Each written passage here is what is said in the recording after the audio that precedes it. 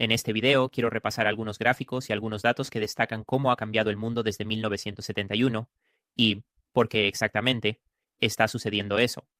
Comencemos. Este es un sitio web que me gusta, llamado Wally TF Happened in 1971. Simplemente recorre un montón de gráficos diferentes y he elegido algunos gráficos de los que quiero hablar y creo que serían relevantes para tu comprensión de lo que exactamente está sucediendo en el mundo y cómo las cosas son, como son.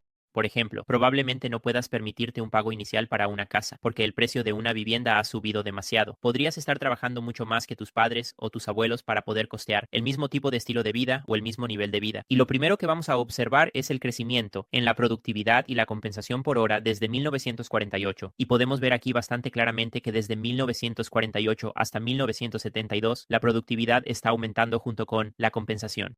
Así que las empresas parecen estar pagando a los empleados directamente en función de su producción. Y después de este periodo de 1972 hay un cambio. Entonces la compensación apenas cambió, pero la productividad se triplicó. Y creo que hay algunas razones para esto. Número uno, el dinero cambió. ¿Qué pasó en 1971? Estados Unidos abandonó el patrón oro, por lo que Estados Unidos ya no respaldaba su dólar con oro de alguna manera.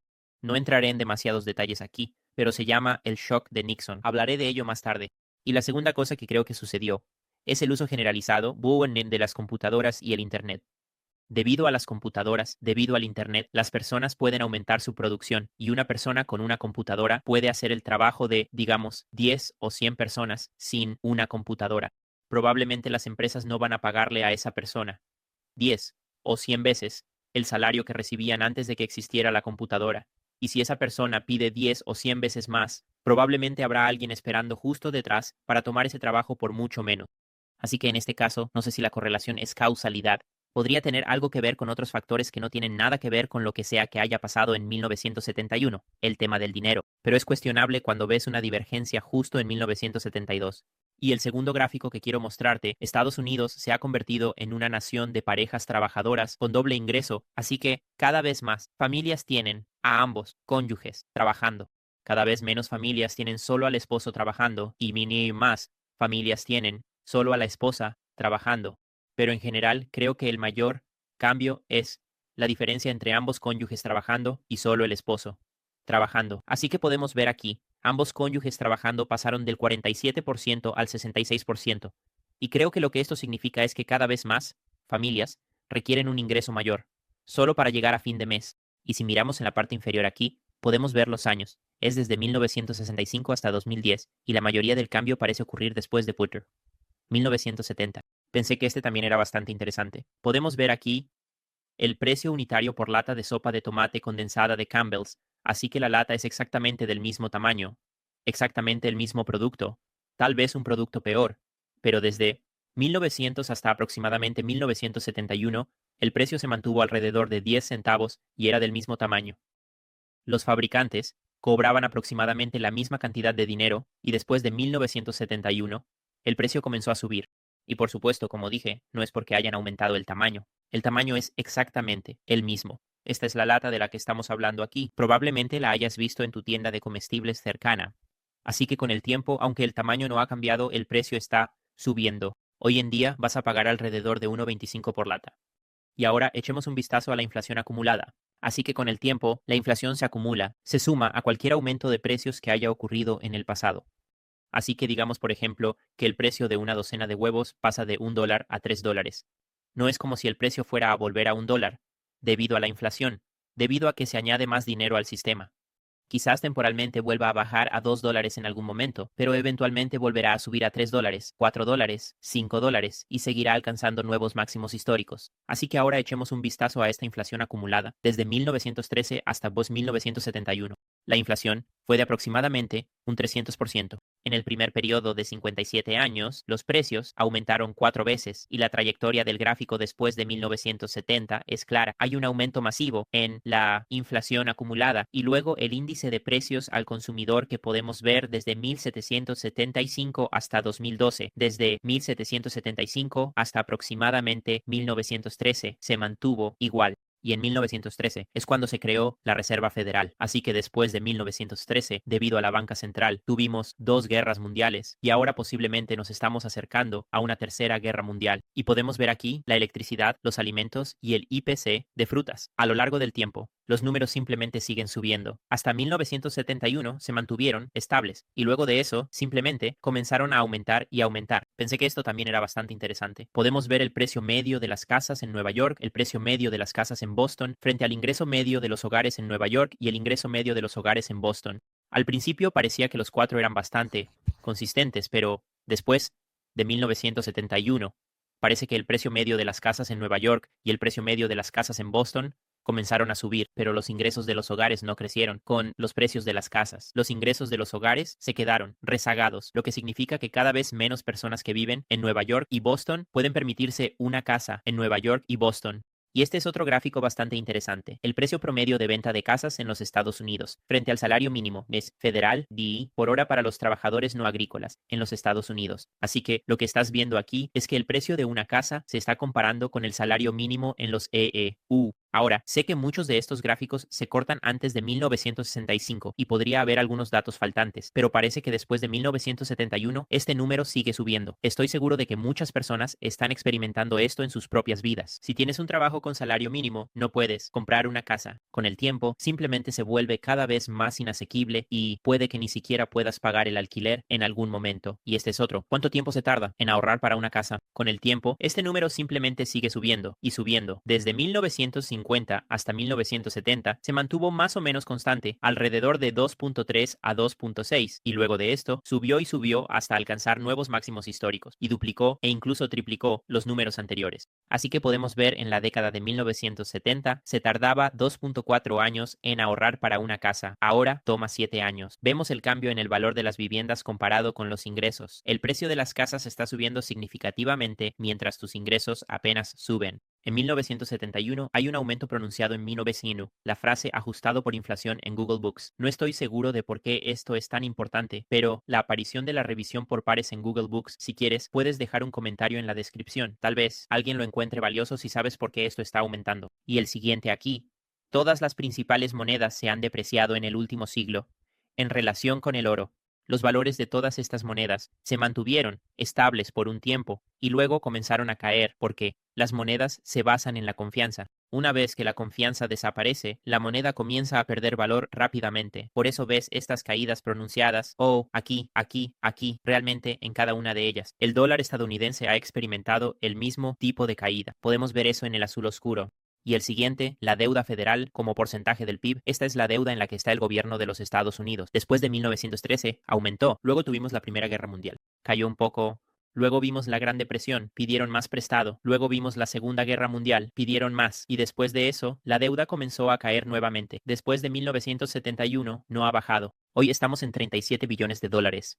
Si observas la deuda nacional de los Estados Unidos desde 1900 hasta 2020 en una escala lineal, antes no crecía tan rápido. Por supuesto, aquí está ocurriendo el interés compuesto, pero después de 1971 simplemente explotó. Y luego veamos el déficit o superávit federal de los Estados Unidos en comparación con el PIB. Así que el PIB sería cero aquí. Si están pidiendo dinero prestado, están en déficit. Si tienen más dinero, están en superávit. Parece que en este periodo están en superávit. Vimos la Gran Depresión justo después, luego vimos un gasto masivo en déficit para la Segunda Guerra Mundial. Parece que estuvieron en un pequeño superávit desde 1996 hasta 2001, y luego de eso vimos la burbuja de las .com y prácticamente perdieron el control por completo. En 2020, el porcentaje de déficit fue casi el mismo que el que se vio durante la Primera Guerra Mundial. Así que esto te muestra que el gobierno de EEUU está pidiendo dinero prestado cada vez más rápido. Se están endeudando cada vez más con el tiempo. Esta es otra perspectiva. Así que podemos ver aquí que después de 1971, parece que los números se volvieron cada vez más volátiles. Este es completamente nuevo y no tengo ningún tipo de opinión política sobre esto. Solo quiero que veas lo que te muestra el gráfico.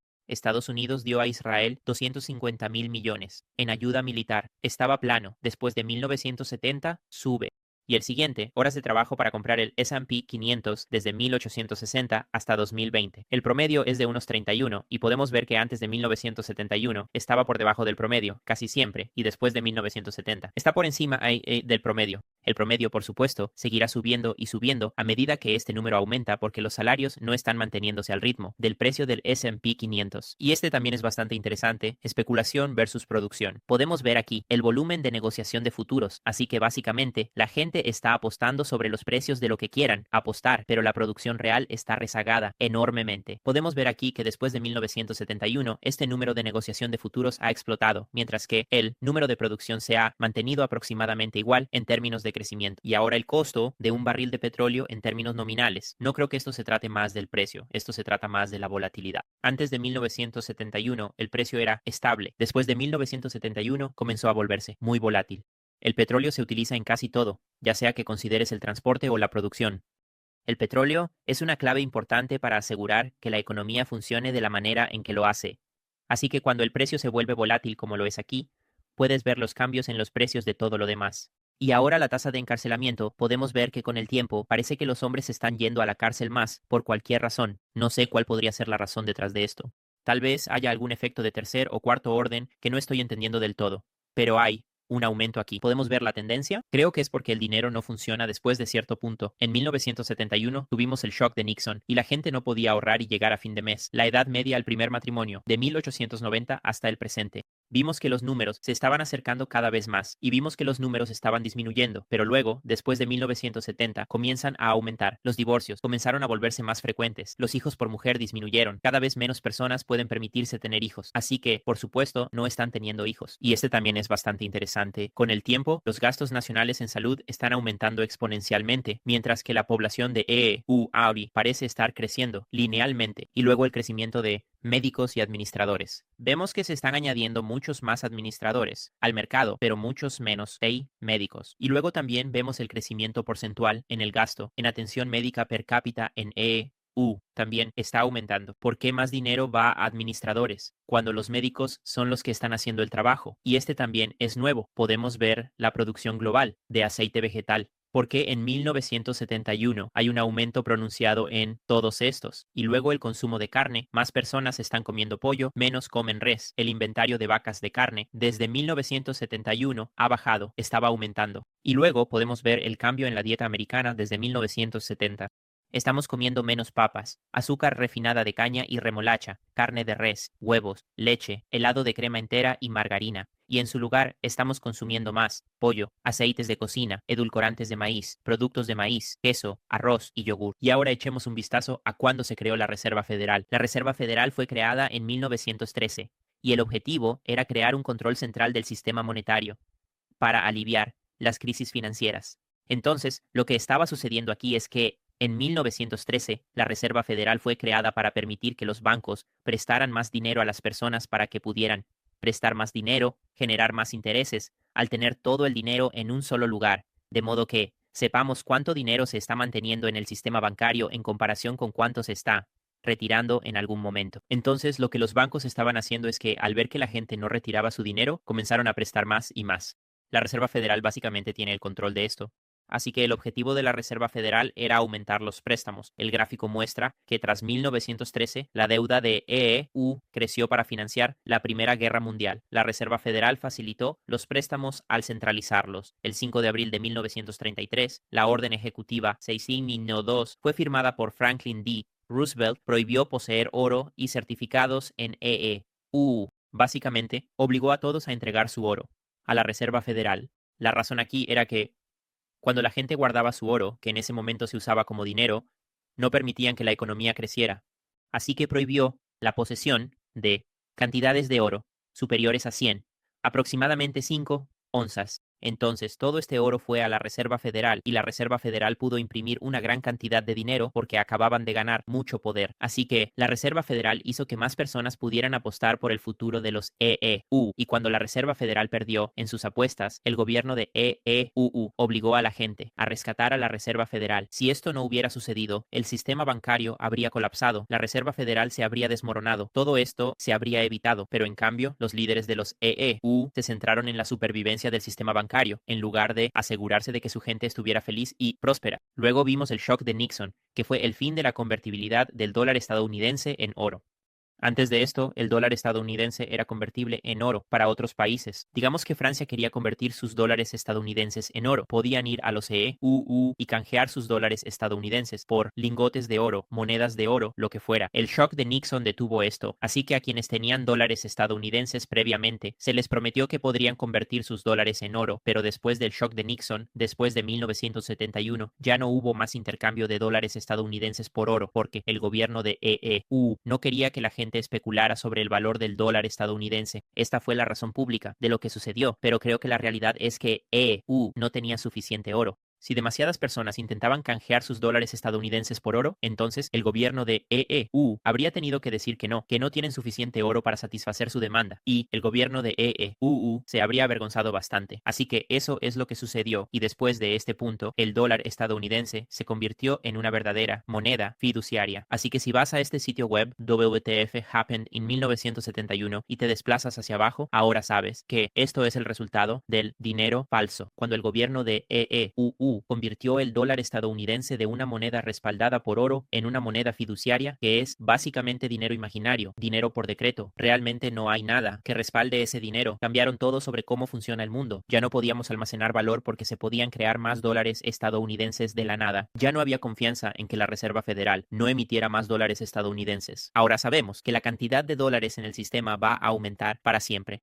Los dólares solo son escasos para las personas pobres, porque las personas pobres no tienen activos. Para las personas ricas, básicamente tienen una impresora de dinero. Si tienen un activo, si tienen una casa, pueden ir a un banco y pedir prestado tanto dinero como quieran contra esa casa, y la única razón para esto es que el dólar estadounidense no está respaldado por nada. Mientras más y más dinero inunda el sistema, vemos que los precios de las casas suben, vemos que la calidad de nuestra comida disminuye, vemos menos incentivos para que las personas produzcan productos de buena calidad. Si usas dinero falso, toda la economía se vuelve falsa. Vemos problemas de salud, vemos enormes cantidades de desigualdad de ingresos. Tenemos que trabajar más para experimentar el mismo nivel de vida que nuestros padres o abuelos. Y con el tiempo, esto solo va a seguir empeorando. Si ahorras en dólares estadounidenses, verás que tu riqueza va a seguir desapareciendo. Y aquí es donde entra Bitcoin. Bitcoin toma todas las características positivas de las monedas fiduciarias y todas las características positivas del oro y las combina. El oro no se puede enviar a través de Internet, por lo que no funciona en la economía moderna como una forma de dinero. Las monedas fiduciarias se pueden enviar por Internet, pero tienen un suministro infinito. Bitcoin es difícil de crear y se puede enviar por Internet. Bitcoin es el descubrimiento de la escasez digital, es dinero nativo de Internet, y por eso, Bitcoin está destinado a ser el activo de reserva mundial. Bitcoin es el descubrimiento de la escasez digital, es dinero nativo de Internet. Puedes enviar y recibir Bitcoin desde cualquier parte del mundo. No puedes hacer esto con el oro. Tampoco puedes realmente hacer esto con las monedas fiduciarias, porque con las fiduciarias necesitas permiso de personas intermediarias. Sinceramente, creo que cuando Bitcoin se convierta en el dinero de uso generalizado en el mundo, va a cambiar todo. Vamos a ver que las casas ya no se usarán como una reserva de valor. Vamos a ver que las acciones se usarán como una inversión, en lugar de una cuenta de ahorros. Creo que la gente va a pasar más tiempo haciendo las cosas que ama, porque su cuenta de ahorros realmente va a funcionar. Hoy en día la gente está ahorrando en monedas fiduciarias y el valor de las monedas fiduciarias siempre está disminuyendo y disminuirá para siempre. Así que adopta Bitcoin tan pronto como puedas, porque esta es la única manera de salir del sistema financiero actual, donde tenemos dinero falso y todos se aprovechan de los demás.